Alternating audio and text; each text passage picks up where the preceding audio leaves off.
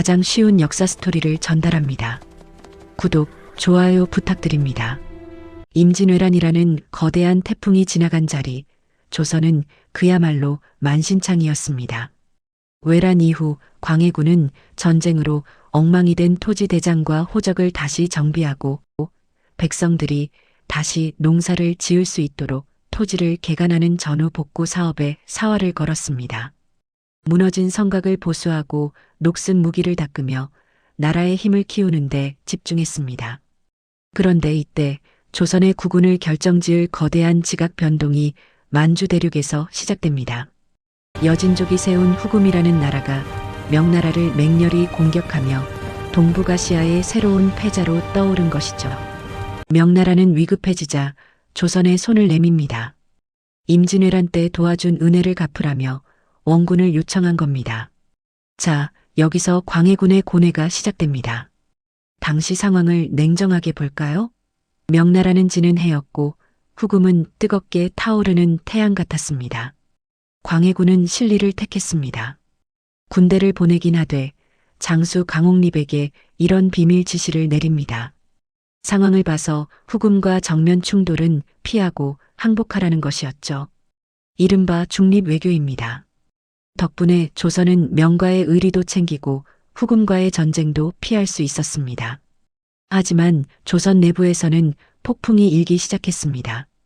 명나라를 부모처럼 섬기던 서인 세력은 광해군의 이런 태도를 배은망덕하다고 몰아세웠습니다. 그들에게 명나라는 은혜를 베푼 아버지였고 후금은 짐승 같은 오랑캐일 뿐이었거든요. 여기에 광해군이 왕권을 지키기 위해 이복 동생인 영창대군을 죽이고 임목대비를 폐위시키자 명분은 완성되었습니다. 1623년 서인들은 정변을 일으켜 광해군을 끌어내리고 인조를 왕으로 세웁니다. 이것이 바로 인조 반정입니다. 권력을 잡은 인조와 서인 세력은 곧바로 외교 노선을 180도 바꿉니다.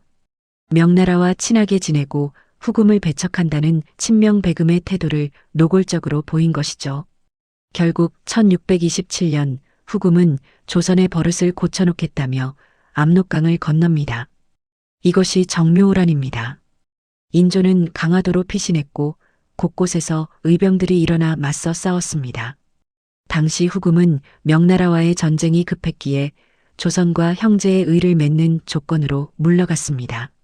하지만 폭풍은 끝난 게 아니었습니다.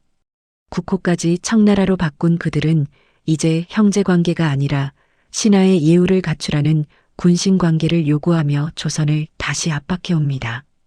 조선 조정은 발칵 뒤집혔습니다. 끝까지 싸워 의리를 지켜야 한다는 척화파와 일단 화친을 맺어 나라를 보존하자는 주화파가 치열하게 대립했습니다. 척화파의 목소리는 비장했습니다. 나라는 망할지언정 명나라와의 의리를 저버릴 수 없으며 부모의 원수인 오랑캐와 손을 잡을 수는 없다는 것이었죠. 반면 주화파인 최명길은 현실을 직시해야 한다고 외쳤습니다. 국력은 이미 바닥났고 적은 강성하니 일단 약속을 지켜 화를 늦추고 힘을 기르는 것이 최선의 계책이라는 주장이었습니다. 결국 조선이 청의 요구를 거부하자 1636년 청태종은 12만 대군을 이끌고 직접 조선을 침공합니다. 병자호란의 시작입니다. 인조는 미처 강화도로 도망치지 못한 채 남한산성에 갇히게 됩니다. 엄동설안의 추위와 굶주림 속에서 45일을 버텼지만 결국 항복을 결심합니다. 꽁꽁 언 한강변 삼전도에서 인조는 청태종 앞에 무릎을 꿇고 3번 절하고 9번 머리를 조아리는 치욕을 당합니다. 조선 역사상 가장 참혹한 순간인 삼전도의 굴욕이었습니다. 전쟁이 끝난 뒤 조선 사회는 거대한 충격과 슬픔에 빠졌습니다. 청나라를 오랑캐라 비웃었지만 실제로는 그 무력 앞에 굴복해야 했던 자괴감이었죠. 이 상처를 치유하기 위해 등장한 것이 바로 청나라를 정벌하자는 북벌론이었습니다. 그 중심에는 당대 최고의 유학자 송시열이 있었죠. 송시열은 인조의 뒤를 이은 효종에게 이렇게 강력히 주장합니다. 저 오랑캐는 반드시 망할 날이 올 것입니다.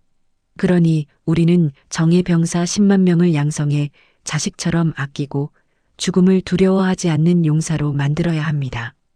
그 후 저들에게 틈이 생겼을 때 불시에 쳐들어간다면 중원의 의로운 선비들이 어찌 호응하지 않겠습니까?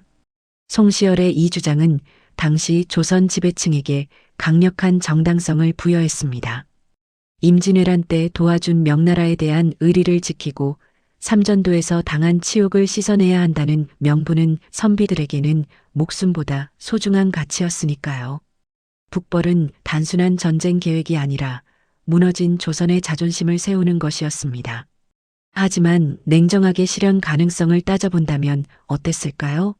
안타깝게도 당시 청나라는 전성기를 누리며 대륙을 완전히 장악한 상태였습니다. 반면 조선은 두 번의 호란으로 국토가 황폐해졌고 백성들은 굶주림에 허덕이고 있었죠. 10만 양병을 위한 재원 확보는커녕 당장 먹고 살기조차 힘든 상황에서 거대 제국, 청을 정벌한다는 것은 사실상 불가능에 가까운 외침이었습니다. 만약 이 북벌이 실제로 실행되었다면 어떤 영향이 있었을까요? 아마도 조선은 감당할 수 없는 또 다른 전쟁의 참화에 휩싸였을 가능성이 큽니다. 청나라의 압도적인 전력 앞에 무모한 공격은 국가의 존립 자체를 위태롭게 만들었겠죠. 하지만 아이러니하게도 이 북벌이라는 기치 덕분에 조선은 전쟁의 패배감을 극복하고 내부적으로 결속할 수 있었습니다.